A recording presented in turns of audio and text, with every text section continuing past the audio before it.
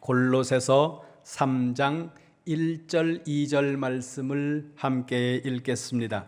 골로새서 3장 1절 2절 시작. 그러므로 너희가 그리스도와 함께 다시 살리심을 받았으면 위의 것을 찾으라. 거기는 그리스도께서 하나님 우편에 앉아 계시느니라. 위의 것을 생각하고 땅의 것을 생각하지 말라. 아멘. 거기 1절 중간쯤을 보세요. 위의 것을 찾으라 그렇게 말씀하시고 2절에서는 위의 것을 생각하라 같은 말씀을 조금 다르게 표현하고 있습니다. 그리고 골로새서 3장 2절 뒤쪽에서는 문장을 뒤집어서 같은 의미를 다른 문장으로 말씀합니다. 보세요. 맨 뒤에 땅의 것을 생각하지 말라. 뒤집으면 위의 것을 생각하라는 말씀과 같은 의미죠. 그 다음에 5절로 가면 유사 개념의 말씀을 다시 이렇게 반복합니다. 땅에 있는 지체를 죽여라. 그러면서 5절 뒤쪽으로 가면 땅에 있는 지체가 무엇인지 그것에 관해서 또 그 땅에 있는 지체로 인해서 어떤 일이 일어나는지에 관해서 구체적으로 말씀하시는데 이 시간에 우리는 그 부분에 초점을 맞출 겁니다. 오늘 본문은 주해 설교를 하기에는 다소 본문의 길이가 깁니다. 따라서 한 절 한 절을 깊이 보기에는 좀 어렵다는 거죠. 그런 거로 오늘 우리는 5절부터 11절을 헬라어 본문을 중심으로 해서 구원론적 정체성에 근거한 논리를 전개하면서 그 논리를 중심으로 하나님의 말씀을 볼 겁니다. 5절 다시 봅니다. 3장 5절 말씀 시작. 그러므로 땅에 있는 지체를 죽이라. 곧 음란과 부정과 사욕과 악한 정욕과 탐심이니 탐심은 우상 숭배니라. 아멘. 8절입니다. 시작. 이제는 너희가 이 모든 것을 벗어버리라. 곧 분함과 노여움과 악의와 비방과 너희 입의 부끄러운 말이라. 아멘. 5절과 8절에서 우리는 하나님이 우리를 향해 명령하시는 두 개의 명령 문구를 볼 수 있습니다. 5절에서는 땅에 있는 지체를 죽이라 이렇게 명령하시고 8절에서는 이 모든 것을 벗어버려라 이렇게 명령하신다는 겁니다. 그렇다면 우리는 왜 땅에 있는 지체를 죽이고 왜 이 모든 것을 벗어버려야 하는 것일까요? 그 이유가 6절에 있습니다. 골로새서 3장 6절 시작. 이것들로 말미암아 하나님의 진노가 임하느니라. 아멘. 이것들 때문에 하나님의 진노가 우리의 삶에 임한다는 거예요. 이것들이 뭘까요?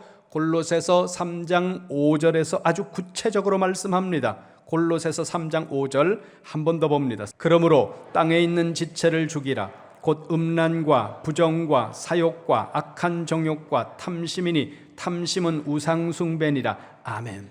헬라어 본문으로 봤을 때 골로새서 3장 5절 말씀의 본동사, 문장의 본동사가 그 문장의 중심을 잡고 있다고 계속 반복해서 말씀드립니다.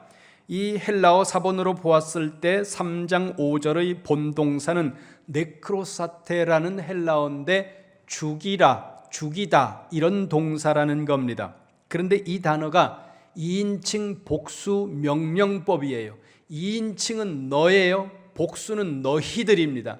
그리고 명령이라는 거예요. 그러니까 너희들은 죽여라 이렇게 명령하고 있다는 것입니다. 그리고 바로 뒤이어서 이렇게 발음을 하는 헬라어 접속사가 나오는데 우리 성경은 이 단어를 그러므로라고 번역을 했다는 겁니다. 우리 성경에는 첫 번째 단어이고 헬라어 사본에는 두 번째 단어가 이 접속사입니다. 언어의 체계에 따라서 어순과 단어의 순서는 바뀔 수 있습니다. 우리는 첫 번째 단어로 되어 있는데 이 그러므로라고 하는 접속사는 그러므로 뒤에 나오는 말씀이 그러므로 앞에 있는 내용에 근거한다는 거예요. 그러면 골로새서 3장 5절의 그러므로 앞에 있는 내용이 뭐겠습니까? 1절 보니까 그리스도는 하나님의 우편에 계시고, 여기서 우편에 계신다는 이 은유적인 표현은 하나님과 동등하다는 이미지를 담고 있다는 겁니다. 그리고 밑에 보세요. 거듭난 성도인 우리는 그리스도 안에 있고 그리스도 안에 있는 우리는 역사의 종말에 그리스도의 영광에 참여하게 될 존귀한 존재들이라는 거예요. 그러므로 우리는 땅에 있는 지체를 죽여야 하는 사람들이라는 것입니다. 이것이 지금 바울이 끌고 가고 있는 논리예요. 그런데 3장 5절에서 사도 바울은 땅에 있는 지체라는 은유를 사용하고 있습니다. 이게 은유인데 여기서 오늘 본문 말씀의 핵심 메시지는 아니지만 본문 말씀의 핵심 메시지와 관련은 없지만 본문 말씀의 핵심 메시지를 이해하는데 반드시 중요한 장치로 작용하고 있는 은유가 무엇인지를 잠깐만 말씀드리겠습니다. 여러분 한번 생각해 보세요. 은유가 무엇인가? 이렇게 질문을 하면 아카데믹한 결론을 정의는 나와 있습니다. 아카데믹한 정의는 뭐냐 하면 은유란 보조관념을 통해 원관념을 나타내는 표현법, 이게 사전적 정의예요. 그러면 우리가 왜 은유를 알아야 되느냐? 은유라는 이것을 우리가 무시하면 안 되느냐? 성경에 은유가 가득 차 있다는 거예요. 특히 예수님의 말씀을 보면 거의가 은유로 되어 있습니다. 그래서 이 은유라고 하는 장치를 여러분들이 잘 이해하고 있으면 성경을 보다 풍성하게 이해하고 바르게 이해하는데 훨씬 유익하기 때문에 오늘 본문 메시지는 아니지만 그 메시지를 바르게 이해하는 장치인 은유에 대해서 간략하게 설명을 드리겠습니다.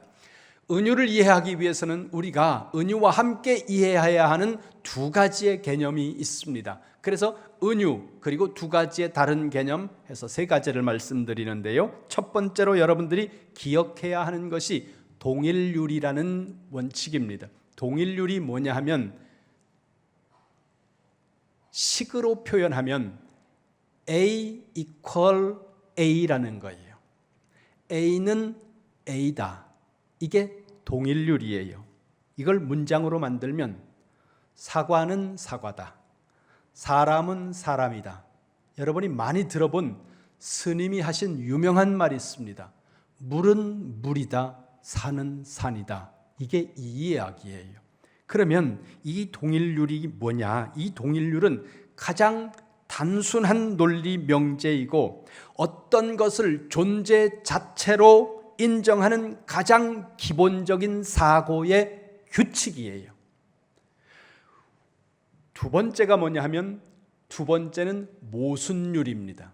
이걸 수식으로 표현하면 A 이퀄이 아니다고 표현하면서 A 이퀄이 아니고 무엇 A 이렇게 표현합니다. 이걸 조금 풀어서 말하면 A는 어떤 A가 아니라는 거예요. 문장으로 만들면 이렇습니다. 예를 들면 이 사과는 빨갛다. 이렇게 말하면 이 사과는 빨갛지 않다라는 말이 동시에 존재할 수 없다는 겁니다. 이렇게 생각을 하세요. 제가 지금 원주에 있습니다. 그런데 나는 원주에 있지 않습니다. 이 말은 동시에 존재할 수가 없는 명제라는 거예요. 왜냐하면 나는 원주에 있으면서 원주에 있지 않는 이 명제가 참이면 이 세상 모든 게 모순이 돼버린다는 거예요. 우리에게. 이걸 하나님에게 적용하면 안 되는 거예요. 우리 사회에서 이야기를 하는 겁니다. 그러니까 모순율이 지켜지지 않으면 아무 말이나 다 참이 되고 그렇게 된다면 논리적 사고 체계가 무너져 버리는 결과가 온다는 겁니다. 그래서 두 번째로 여러분들이 기억하셔야 될 게 모순율이에요. A는 어떤 A가 아니라는 거예요. 동일률은 A는 A라는 거예요. 이제 이것과 다른 은유인데 은유는 수식으로 표현하면 A equal B예요. A는 B예요. A가 B입니다. 동일률은 A가 A예요. 이건 이해가 되잖아요. 근데 은유는 A가 B예요. 어떤 분들은 아니 그런 거는 문학하는 분들이나 논리학이나 철학을 하는 분들에게 필요하지 우리가 그런 거를 알아야 될 필요가 있을까요? 이렇게 여러분 중에서 마음에 질문을 가지고 있는 분들이 있을 수 있습니다. 그건 여러분들이 조금만 깊이 생각하시면 바로 답이 떠오르는 질문인데, 이 은유라고 하는 것은 단순한 문학적 장치를 넘어서서 우리 사고에 아주 깊이 뿌리박고 있는 인식의 방식입니다. 그러니까 우리는 은유를 떠나서 살지 못해요. 우리가 은유를 떠나서는 이 세상의 수많은 것들을 제대로 인지하지 못하기 때문에 우리가 이게 은유다, 동일률이다, 모순율이다 이렇게 의식하면서 사고하지는 않지만 우리의 사고 체계 안에 이런 장치들이 끊임없이 작동하고 있다는 겁니다. 그래서 은유라고 하는 이 장치를 여러분들이 잘 기억하셔야 되는데, 성경이 은유로 넘쳐난다고 말씀드렸습니다. 특히 예수님의 말씀은 더더욱 그렇다는 거죠. 단순한 은유를 문장으로 만들면 이렇습니다. 시간은 돈이다. 시간과 돈은 같은 게 아니에요. 시간이 A면 돈은 B예요. 근데 지금 문장이 시간은 돈이다 이렇게 가고 있거든요. 그러면 왜 이렇게 은유를 우리는 삶 속에서 사용하고 우리는 왜 은유적으로 사유하는 체계를 사람들이 가지고 있는가? 그 중요한 이유는 시간과 같은 우리가 직접 경험할 수 없는 어떤 것, 어떤 가치들, 그걸 우리가 이 세상에서 물리적으로 경험할 수 없는 것이거든요. 시간을 알고 있지만 그 시간 자체를 여러분들이 물리적으로 경험할 수 없기 때문에 이 시간의 가치를 물리적으로 경험할 수 있는 돈이라고 하는 보조관념을 통해서 시간의 가치를 바로 인식하고 그 무게를 더 잘 깨닫도록 만들기 위해 우리는 은유라는 장치를 사용한다는 겁니다. 그리고 이건 여러분들이 일상 속에서 끊임없이 사고 체계 속에서 그걸 여러분들이 활용한다는 거죠. 이 은유를 설명하는 한국 학자들이 은유 그러면 제일 많이 사용하는 예가 있습니다. 그건 김동명 선생의 내 마음은 호수요, 그런 제목의 시입니다. 여기서 보면 내 마음이 A고 호수가 B거든요. 근데 A는 B, 내 마음이 호수라는 거예요. 실제 내 마음이 호수는 아니에요. 근데 내 마음을 호수라고 시인이 말하고 있는데 이 시는 4개의 연으로 되어 있는 시입니다. 이 시가 말하려고 하는 것이 뭐냐 하면 사랑이 시작되고 그 사랑이 시간 속에서 흘러가는 과정을 통해서 사랑이 어떻게 시작해서 어떻게 마지막에 이별의 아쉬움과 그리움과 그리고 아픔으로 끝나는지 그걸 쭉 노래하고 있는 것이 이 내 마음은 호수요라는 김동명 선생의 시라는 거죠. 이 4개의 연 각 첫 번째 줄에 4개의 은유가 등장합니다. 첫째, 내 마음은 호수요, 내 마음은 촛불이요, 내 마음은 나그네요, 내 마음은 낙엽이요. 이게 그냥 촛불 얘기하고 낙엽 얘기하고 나그네 얘기하는 게 아니라 사랑이 찾아와서 사랑이 이별함으로 말미암아 떠나가는 그 과정 속에서 일어나는 설레임과 아쉬움과 그리움들을 묘사하고 있는 이 은유적 장치를 통해서 보여주고 있는 말씀, 이 시라는 거예요. 첫 번째 연만 간단하게 보면 이렇게 되어 있습니다. 내 마음은 호수요, 그대 노저오, 나는 그대의 흰 그림자를 안고 옷같이 그대의 뱃전에 부서지리이다. 여기서 은유가 내 마음은 호수라는 은유예요. 호수와 같이 잔잔한 내 마음에 배가 하나 들어오는 것처럼 사랑이 찾아와서 그 배가 지나가면서 물살이 뱃전에 부딪히는 것처럼 설레임과 그런 감정들이 내 안에서 시작이 되고 있는 걸 이 첫 연에서 노래하고 있다는 겁니다. 이걸 여러분이 생각하면서 오늘 본문 골로새서 3장 5절로 갑니다. 골로새서 3장 5절에 지체라는 단어가 은유적으로 사용되고 있는 단어라는 겁니다. 여기서 지체는 헬라어로 멜로스라는 단어예요. 이 멜로스라는 단어는 풀어서 쓰면 몸의 일부, 그런 뜻이라는 겁니다. 그러니까 5절을 계속 보세요. 지체를 죽이라. 그리고 이어서 곧 음란과 이렇게 이어집니다. 그러니까 지체라는 표현 뒤에 이어지고 있는 음란, 부정, 사욕, 악한 정욕, 탐심, 이런 것들을 지금 지체에 은유하고 있는 거예요. 지체라는 단어를 통해서. 그럼 한번 생각해 보세요. 그 단어들을 하나씩 보겠습니다. 음란이라는 단어는 그냥 직설적으로 표현하면 간음을 이야기하는 겁니다.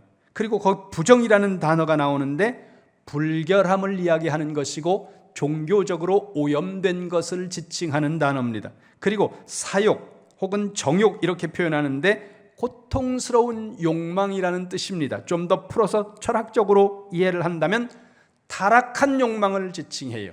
그리고 그 다음에 악한 정욕, 이건 금지된 것을 추구하는 욕망입니다. 마지막에 탐심, 이건 재물이나 권력을 자기에게 주어지는 그 이상의 것을 가지려고 하는 강력한 이기주의, 그것을 이야기하고 있다는 겁니다. 그런 이 모든 것을 그러면 한 글자로 표현하면 뭐라고 할 수 있겠습니까? 죄예요. 그런데 사도 바울은 이걸 죄라고 하지 않고 지체라는 은유를 통해서 표현하고 있다는 겁니다.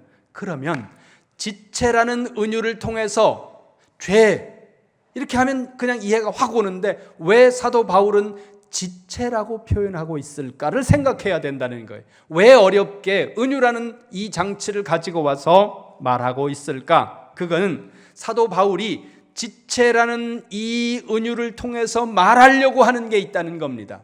그냥 죄 이렇게 해서는 전달이 안 되는 무엇인가를 전달하려고 하고 있다는 겁니다. 여러 가지가 있는데 5절에서 열거된 죄들을 지체라는 은유 속에 포함시키고 있는 두 가지만 여러분들이 오늘 이 시간에 기억하세요. 첫 번째는 5절에서 기록하고 있는 이 많은 다양한 죄들이 우리의 지체들과 연관되어져 있는, 우리의 몸과 연관되어져 있는, 우리의 몸을 통해서 드러나는 죄들의 대부분이라는 거예요.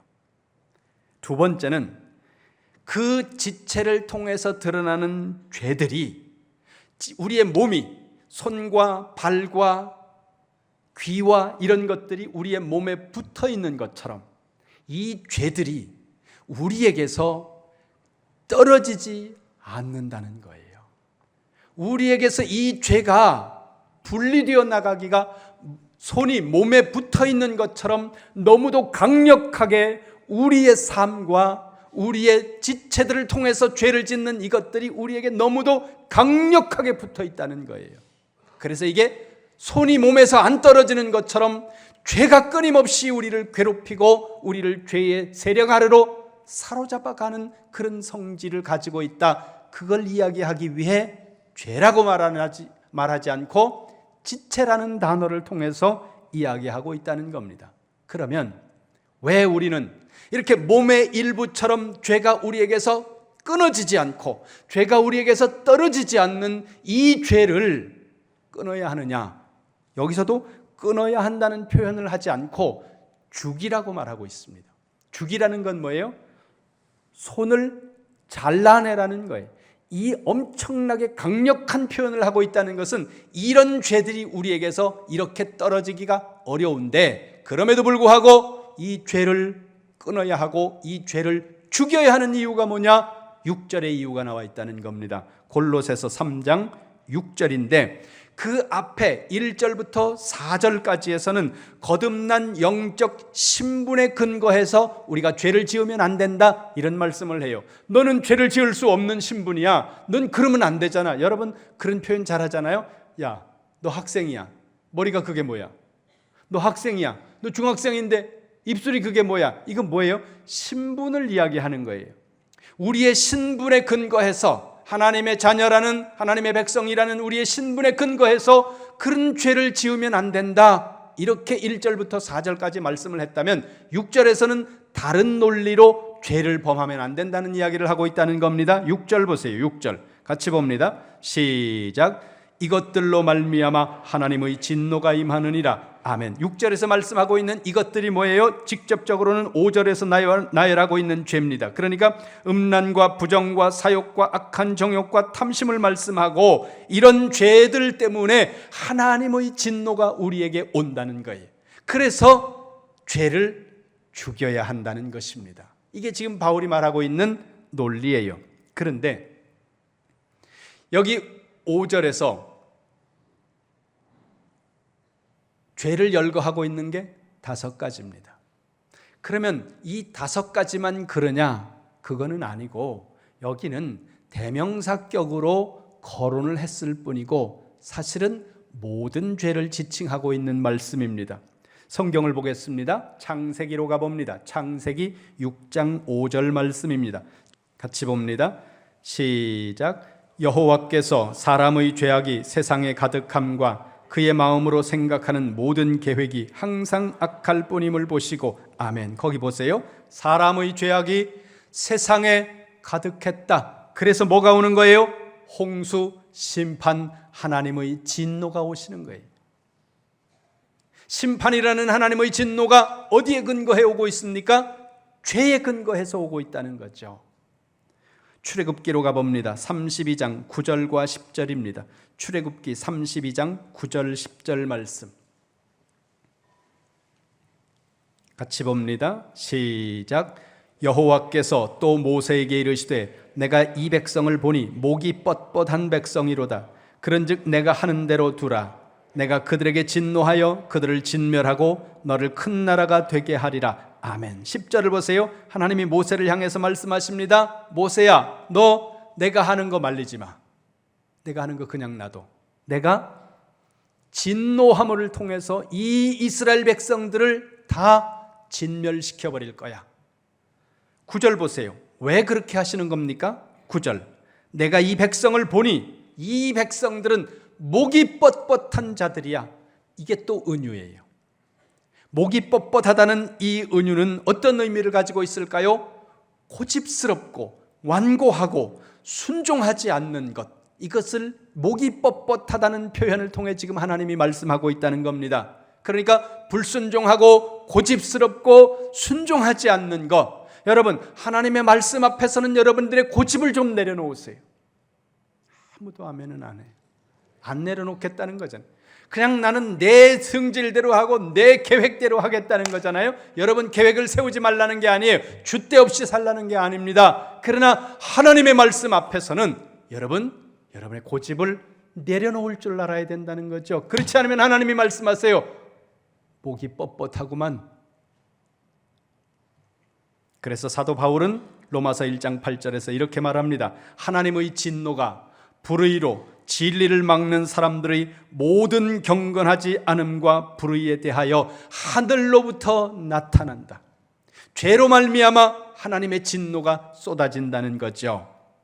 그러니까 죄를 끊어야 된다는 거예요. 그런데 이 죄가 우리의 몸에 달라붙어 있는 사지 육신처럼 안 떨어지는 그런 성향을 가지고 있으니까 바울이 강력하게 말합니다. 죽여. 그러면서 골로새서 3장 7절부터 10절로 넘어갑니다. 앞에 있는 논리를 다시 한번 반복하는 거예요. 먼저 7절과 8절을 보겠습니다. 골로새서 3장 7절 8절 시작.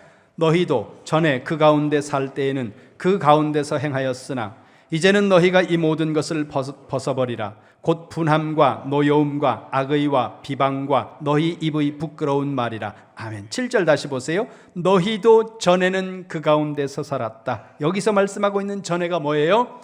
그리스도 밖에 있을 때, 예수님 안에 들어오지 않았을 때, 그때는 거듭나기 이전에 믿음이 없던 시절에는 우리도 죄의 법에 따라서 살아가던 그런 존재들이었다는 겁니다. 그런데 8절 보세요. 이제는 7절 말씀에 전에라는 단어와 대조되고 있는 말씀입니다. 이제는 예수 그리스도를 믿는 믿음으로 말미암아 우리가 거듭났고 하나님의 백성이 된 이후에는 8절 보세요. 이 모든 것을 벗어버려야 된다. 여기서 사도 바울은 또 은유를 써요.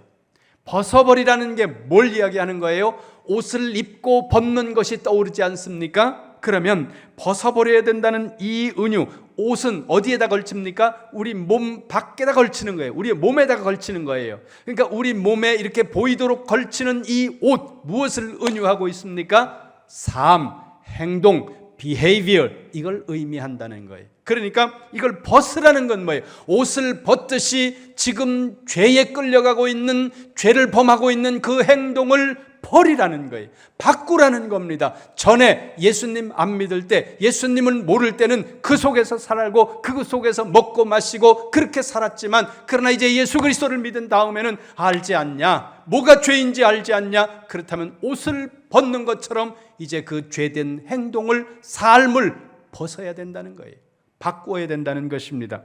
그리고 8절 9절로 넘어갑니다. 8절 9절 넘어가면 거듭난 성도들은 구체적으로 어떤 행동을 바꾸어야 하는지에 관해서 쭉 나열을 하는데, 8절 9절 봅니다. 8절 9절 시작.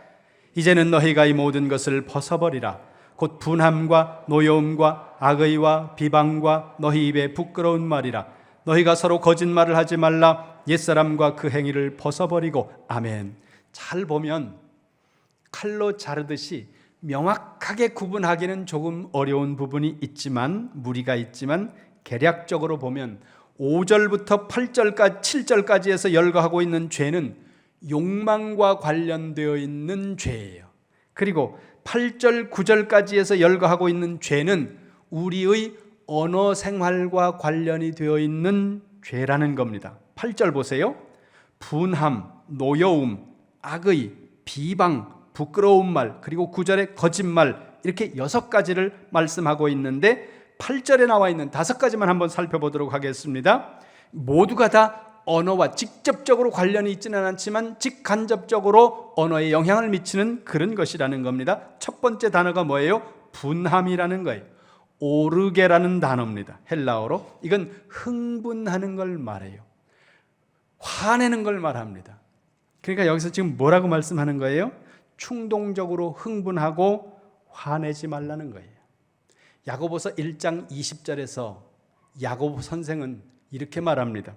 사람이 성내는 것이 하나님의 의를 이루지 못한다. 그냥 여러분, 나는 성격이 좀 이렇게 불같아서 이래 안 돼요. 고쳐야 된다는 거예요. 근데 그게 잘 고쳐지냐? 나를 보니까 잘 안 고쳐져요. 예수 믿은 지가 꽤 됐는데 잘 안 고쳐져요. 그런데 고쳐야 된다는 거죠. 어떤 사람들은 그렇게 화를 내면서 이렇게 얘기해요. 거룩한 분노야. 착각이 커트라인이 없어요. 심각한 거예요. 거룩한 분노는 하나님에게나 있지, 우리 같은 사람에게는 거룩한 분노라는 것 자체가 있을 수 없다는 거죠. 그러니까 여러분이 화내고 목소리 높이고 분노하고 그러는 일들을 통해서 여러분의 계획과 여러분의 어떤 일들이 원하는 대로 됐다고 생각을 하세요. 그러더라도 그건 하나님이 기뻐하지 않는 일이라는 거예요. 이걸 아주 잘 보여주는 말씀이 제가 계속 반복해서 예를 들고 있는 민수기 20장의 이야기입니다. 모세가 이끌고 있는 이스라엘 백성들이 신광야 가데스에 도착을 했는데 거기서 사랑하는 노이가 세상을 떠납니다. 모세가 슬픔에 잠겼을 거예요. 그런데 마침 마실 물이 없자 이스라엘 백성들이 모세를 향하여 분하며 원망하고 불평을 쏟아내기 시작합니다. 모세는 여동생이 죽어서 슬픔 가운데 있는데 사람들이 와가지고 물 없다고 난리를 치는 거예요. 여러분이라면 어떡하겠어요? 그래도 내가 지도자인데 그럼 좋은 마음을 가질 수도 있겠죠. 그런데 이 모세가 그 원망과 불평에 사로잡힌 이스라엘 백성들을 향해서 이런 말을 쏟아냅니다. 10절 보세요. 민수기 20장 10절 말씀 같이 보겠습니다. 민수기 20장 10절 같이 봅니다. 시작. 모세와 아론이 회중을 그 반석 앞에 모으고 모세가 그들에게 이르되 반역한 너희여 들으라. 우리가 너희를 위하여 이 반석에서 물을 내려 하고. 아멘. 모세의 감정선이 읽혀야 돼요. 하나님이 모세를 향해서 말씀하셨습니다. 물이 없어서 원망과 불평하는 사람들이 모세에게 오자 모세가 하나님 앞에 하나님 어떡할까요? 기도했더니 하나님이 말씀하시기를 반석을 명해서 물을 내서 사람들에게 먹게 해라 그랬는데 10절에서 모세가 분노하는 거예요. 분노하면서 이렇게 말해요. 패역한 너희여, 반역한 이 백성들아 들어라. 내가 물 한 번 내볼까? 이러면서 반석을 2번 때렸다는 거예요. 근데 물은 나왔어요. 물은 엄청 나와가지고 사람들이 갈증을 해소하고 물을 마셨는데 모세나 이스라엘 백성들의 입장에서 봤을 때는 문제가 해결됐잖아요. 원하는 것이 이루어졌지 않습니까? 그런데 하나님은 다른 말씀을 하신다는 겁니다. 12절 보세요. 12절 시작. 여호와께서 모세와 아론에게 이르시되 너희가 나를 믿지 아니하고 이스라엘 자손의 목전에서 내 거룩함을 나타내지 아니한 고로 너희는 이 회중을 내가 그들에게 준 땅으로 인도하여 드리지 못하리라 하시니라. 아멘. 물이 나왔느냐 안 나왔느냐 하나님은 이걸 문제 삼지 않으시고 너희가 내 거룩함을 드러내지 않았다, 하나님은 이걸 문제 삼으신다는 거예요. 오늘 우리는 어디에 관심을 가지고 있습니까? 내 계획이 계획대로 됐느냐? 내 소원이 성취되었느냐? 내 비즈니스가 내가 원하는 대로 결과를 가지고 왔느냐? 성공했느냐? 우리는 이것만 따진다는 거예요. 기도한 대로 응답이 되었으면 하나님이 기뻐했을 거라고 우리는 착각하면서 산다는 거예요. 근데 하나님은 뭐라고 말씀하세요? 물이 나왔느냐 안 나왔느냐는 묻지 않아요. 그 계획대로 되었느냐도 묻지 않는다는 거예요. 하나님이 물으시는 거는 이거예요. 내 거룩함을 드러내었느냐. 그리고 40년 광야길을 가는 이 모세에게 가나안 땅에 들어갈 수 없다는 엄청난 선언을 하신다는 겁니다. 그러니까 여러분, 거룩함을 드러내고 안 드러내고 이게 간단한 문제가 아니에요. 가벼운 문제가 아니라는 겁니다. 우리가 생각할 때는 물이 나오는 게 더 중요한 문제고 우리의 계획대로 되는 것이 더 중요한 문제라고 보지만 하나님이 보시는 관점은 다르다는 거예요. 그런 거로 흥분해서 여러분이 목소리를 높여서 어딘가에서 여러분이 분노해서 여러분들의 계획대로 되었고 여러분이 원하는 것을 이루었다고 거기서 끝나면 안 돼요. 그것을 넘어서서 내가 지금 하나님의 거룩하심을 드러내고 있는가, 이것을 물을 수 있는 신앙의 자리로 가시기를 주님의 이름으로 축원합니다. 축원합니다. 두 번째, 골로새서 3장 8절을 계속 보세요. 노여움이라는 단어는 디모스라는 헬라어 단어인데 이건 앞에 있는 분함이라는 단어와 같은 묶음에 속하는 단어예요. 그런데 굳이 헬라어 단어상으로 이 차이를 구분한다면 앞에 있는 오르게, 분함이라는 것은 좀 내면적인 것에 초점이 맞추어져 있고 이 뒤에 노여움이라는 디모스는 이 분노가 바깥으로 격하게 표출되어 나오는 여기에 조금 더 초점이 맞추어져 있다는 겁니다. 그 다음에 아그이라는 단어 보세요. 헬라어로 카키아라는 단어인데 악한 성향을 이야기해요. 여러분, 사람들을 보다 보면 어떤 사람은 악한 성향을 가지고 있는 사람들이 있다는 거예요. 이 악한 성향을 이야기하는 것이고 그 다음에 비방이라는 단어를 보세요. 이 비방이라는 단어는 블레스페이아라는 헬라어 단어가 쓰였는데 이 단어는 하나님과 관련해서 쓰일 때는 신성 모독을 지칭하는 단어예요. 그런데 이 단어가 사람에게 쓰이면 남을 헐뜯고 비방하고 험담하고 뒷담화하는 걸 이야기한다는 거예요. 그거 하지 말라는 거예요. 그 사람에게 설사 허물이 있다고 하더라도 그 사람이 안 보이는 곳에서 그 얘기 하는 거 아니라는 거예요. 그런데 왜 사람들이 뒷담화를 자꾸 하냐? 뒷담화를 할 때 묘한 쾌감이 있어요. 그걸 할 때 짜릿함이 있다는 거예요. 그거 습관되면 곤란해집니다. 그 다음에 다섯 번째, 부끄러운 말, 아이스크롤로기아라는 단어가 사용이 됐는데 이건 그냥 거두절미하고 딱 잘라서 한마디로 얘기하면 음담패설이에요. 성적인 지저분한 농담들이라는 겁니다. 예수님 믿는 사람들 중에서도 이런 거 잘하는 분이 있어요. 아주 이런 거 재미나게 이야기하는 사람들이 있는데 안 된다는 거예요. 그러면서 10절로 갑니다. 10절로 가면 거듭난 성도들은 왜 이런 죄를 범해서는 안 되는지 말씀합니다. 다시 봅니다. 10절 시작. 새 사람을 입었으니 이는 자기를 창조하신 이의 형상을 따라 지식에까지 새롭게 하심을 입은 자니라. 아멘. 첫 소절 보세요. 새 사람을 입었다. 이제 새 사람이 되었다는 겁니다. 그렇다 그러면 새 사람이 된 우리는 어떤 욕구라든가 내면뿐만 아니라 겉으로 나오는 언어와 관련된 부분도 달라져야 된다는 겁니다. 저는 옛날에 되게 욕을 잘했어요. 왜냐하면 우리 어머니가 욕을 엄청 잘하세요. 처음 들어보는 욕이 많을 텐데 내가 한번 듣고 싶으면 나중에 오세요. 내가 면전에다 대놓고 아주 신랄하게 욕할 수 있습니다. 근데 저희 모친은 지금 저기 중앙성결교회 행구동에 있는 큰 교회를 다니시는데 지금도 얼마나 욕을 잘하시는지 몰라요. 그래서 우리 둘째 아이가 어렸을 때 할머니가 너무 욕을 잘하니까 우리 둘째 아이가 어느 날 명절인가 언제 갔다가 할머니 보고 아유 할머니는 걸레를 물고 사시네. 애가 봐도 그 정도로 욕을 잘해요. 그러다 보니까 엄마가 그렇게 나를 키웠으니까 나도 욕을 엄청 잘하겠죠. 근데 지금 거의 욕 안 해요. 그러나 굳이 듣고 싶은 분이 있다면 해드릴 수는 있지만 안 하는 편이에요. 우리의 언어까지도 바뀌어야 되는 이유가 뭐예요? 새 사람이 됐다는 거예요. 새로운 존재가 됐으니까 말도 생각도 감정도 새로워져야 된다. 그렇게 말하면서 10절에 중요한 표현 하나가 나옵니다. 10절 맨 뒤쪽을 보세요. 지식에까지 새롭게 하심을 입은 자니라. 이 번역이 살짝 아쉬움이 있습니다.